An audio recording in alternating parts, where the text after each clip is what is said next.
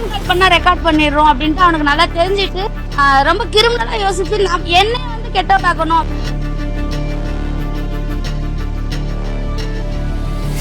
Vijay TV பிரபலம் நாஜில் விஜயன் அவர்கள் already Vaishu நாண்டி அப்படிங்கிற ஒரு திருநங்கை பெண் கூட பழகி அவங்கள திருமணம் செய்யறதா சொல்லி ஏமாத்தி பொய் சொல்லி கழட்டி விட்டுருந்தாரு. அந்த ஒரு விஷயம் இன்னும் ஃபுல்லா ஸ்ப்ரெட் ஆகி அவருக்கு நிறைய கெட்ட பேர் சம்பாரிச்சு கொடுத்திருந்துச்சு. அதுல இருந்து இப்போதான் படிப்படியா வெளியே வந்திருந்த நிலையில நாஜில் விஜயன் தலையில இடிவேகிற மாதிரி இன்னொரு பிரச்சனையும் வந்திருக்குது.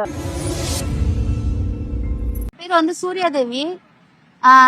நாஞ்சல் விஜய்னு சொல்லிட்டு விஜய் டிவில வந்து எல்லாருக்கும் தெரியும். அவனுக்கு வந்து ஒரு 2019 வந்து நான் வந்து அவனோட தங்கச்சி கல்யாணத்துக்கு வந்து ஒரு 2 லட்சம் ரூபாய் வரைக்கும் நான் பைசா கொடுத்துருக்கேன். கடனா எனக்கு கொஞ்சம் கூட ஒரு ஹெல்ப் பண்ணு அப்படின்ற ஒரு மைண்ட்ல தான் நான் கொடுத்தது. சில வருடங்களுக்கு முன்னாடி சூர்யாதேவி அப்படிங்கிற ஒரு பெண் கூட சோசியலா பழகி வந்த நாஞ்சில் விஜயன் அவர்கள் அந்த பெண்மணி கிட்ட இருந்து 2 லட்சம் ரூபாய் கடனா வாங்கியிருக்காரு. இது கரெக்டா 2019 நடந்த ஒரு விஷயம். இப்ப என்ன பிரச்சனை அப்படின்னா, சூர்யாதேவிக்கு ஒரு எமர்ஜென்சி சிச்சுவேஷன் வர அவங்க 2 லட்சம் ரூபாய் திருப்பி கேட்டு இருக்காங்க. அதுக்கு நாஞ்சில் விஜயன் அவர்கள் தர மறுத்திருக்காரு. இதனால கோபம் அடைந்த அந்த பெண்மணி போலீஸ் ஸ்டேஷன்ல கம்ப்ளைண்ட் பண்ணிருக்காங்க. இப்போ எனக்கு இக்கட்டான சூழ்நிலை, எனக்கு கொஞ்சம் காசு தேவைப்படுது அப்படின்ட்டு ஒரு 6 மாசத்துக்கு முன்னாடி நானே வந்து கால் பண்ணி அவன்கிட்ட வந்து நான் வந்து பிரச்சனை பண்றதுக்கு பேசல நாஞ்சில். எனக்கு வந்து இப்ப உன் தங்கச்சிக்குன்னு சொல்லி கல்யாணத்துக்கு கேட்டு வாங்கினேன். நானும் மனசால தான் செஞ்சேன். ஆனா வந்து எனக்கு இப்ப கொஞ்சம் பைசா தேவைப்படுது, ஒரு அர்ஜென்டான செலவு ஒண்ணு இருக்கு அப்படின்ட்டு நான் கேட்கும்போது நான் தரேன்ட்டு போன வருஷம் ஜூன் ஜூலைல இருந்து நான் வந்து அவன்கிட்ட வந்து பேசும்போது தரேன்னு சொல்லிட்டு அவாய்ட் பண்ணிட்டே இருந்தான்.